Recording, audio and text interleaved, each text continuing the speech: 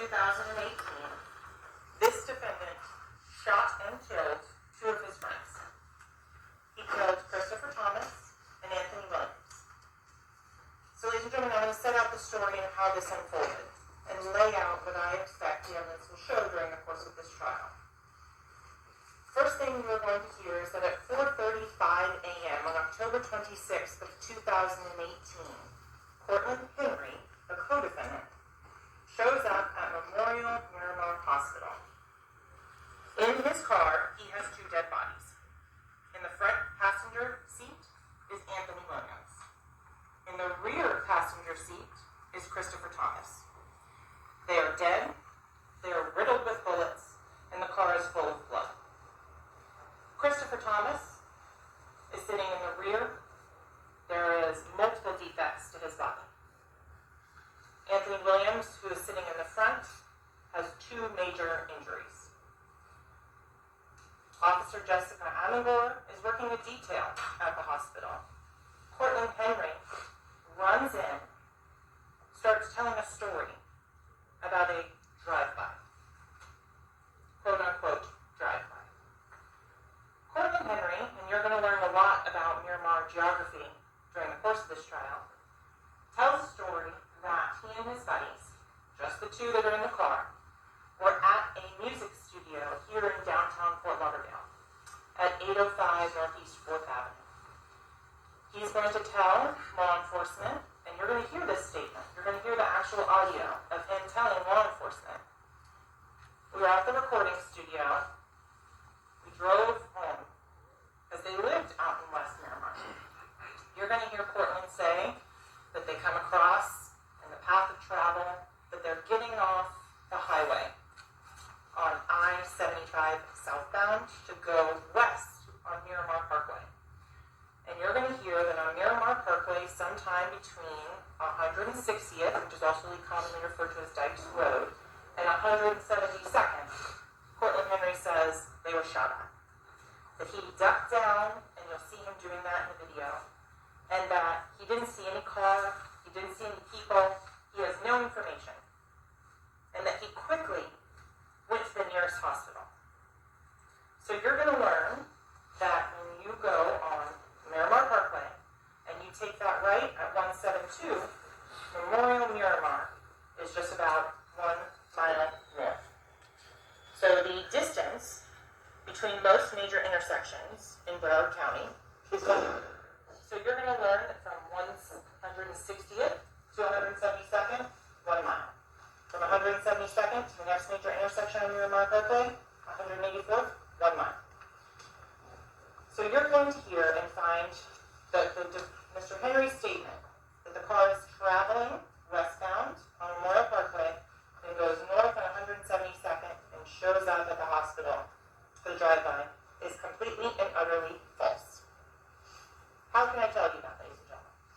Well, the detectives from Miramar at this point shut down the entire length of the Miramar Parkway from 160th to 172nd. And they sit and they walk side by side for an hour, that mile-long stretch, looking for evidence of this drive-by. Because evidence is the remnants a crime leaves behind. And in this case, the lack of evidence is very important.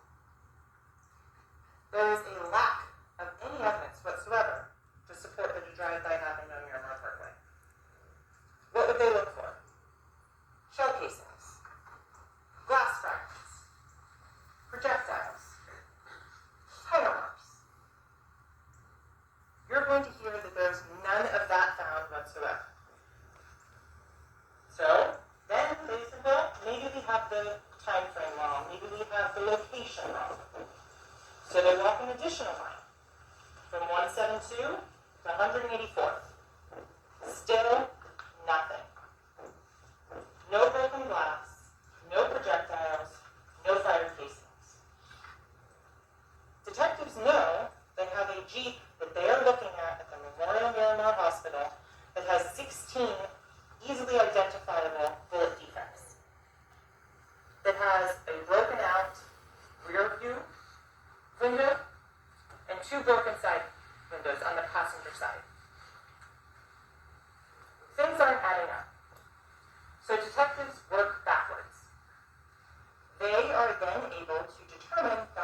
105 Northeast 4th address, it's a recording studio.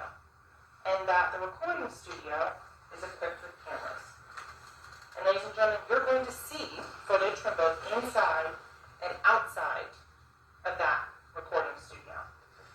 You're going to learn that on the morning of the 26th at approximately 1 p.m., detectives went out to the recording studio to try and see if somebody had followed the victims, to find out how they knew where they were going to be to set up this drive-by. In the video, that is the first time detectives learned that there was actually 4 people in that gray Jeep, and that the defendant, Jamell, is in the rear driver's side seat. So let me set the scene for you at the recording studio, because there's actually 8 young men there. You're going to hear they arrived at the recording studio. Not much was getting done. They were tired. They left at 3:19, and they got into 2 vehicles. So first vehicle is a red Mitsubishi SUV. In that red Mitsubishi SUV, 4 individuals get into it. Travion Glass, Dontavius Withers, Jacoby Mills, and Adrian Davis. They are in the red Mitsubishi. In the gray Jeep, you have the driver, Cortland Henry, rear driver's side passenger, Jamell Demmons, Anthony Williams in the front seat, and Cortland Henry, again, the driver, Christopher Thomas in the rear. What you will find and what you will hear, ladies and gentlemen, is that this gray Jeep leaves the recording studio, goes over the I-95, takes I-95 south to 595, 595 across to I-75 south, I-75 south to Miramar Parkway. You're going to see traffic cameras from the Department of Transportation that show the cars going across 595 one after the other. In those videos, you're not going to see them stop. And it's just a small portion of which is covered by cameras on that. But then what you're going to see is the cell phone evidence. The digital leash. The item that is carried around in everyone's pocket, in everyone's car, you use on a daily basis. Because you're going to see, as Jamell Demmons leaves that recording studio, he's got his phone in his hand, and he's playing on his phone. You're going to see on that phone information that Anthony Williams had his phone with him. And the interesting fact that's important to keep in mind is Anthony Williams, the deceased in the front passenger seat, and Jamell Demmons, who is the shooter, in the rear driver's side passenger seat, have the exact same make and model of cell phone. Not only do they have the same make and model of cell phone, they are on the exact same cell phone plan. They're using the same service, the same cell towers, everything like that. So you can compare the information from those 2 cell phones and see how they track together. Christopher Thomas, who's the deceased in the rear passenger seat, he had his iPhone as well, and he was on the Sprint service at the time. In the other car, that red Mitsubishi, Dontavius Withers also had a Sprint service cell phone. So, ladies and gentlemen, you have individuals in 2 cars, and all of the cell phone tracks together. Going across 595, going until they get to Miramar Parkway and 184th. At 184th, the red Mitsubishi goes south. And you will then see it at 3:50 a.m. going through the guard gate at Sunset Lakes. That was the gated community in which the individuals were all living at the time of this homicide in October of 2018. On the Sunset Lakes guard video, the red Mitsubishi goes through, the gray Jeep doesn't.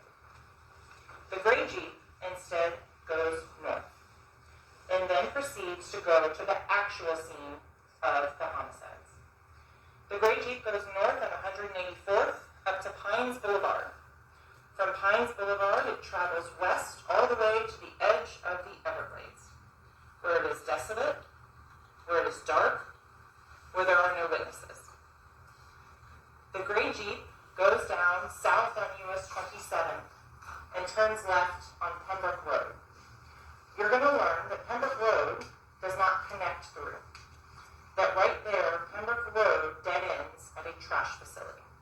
That at that recycling facility, you're not going to see people. You're not going to see activity. There's no street lights. And at 4:02 a.m., Jamell exits that vehicle and stages that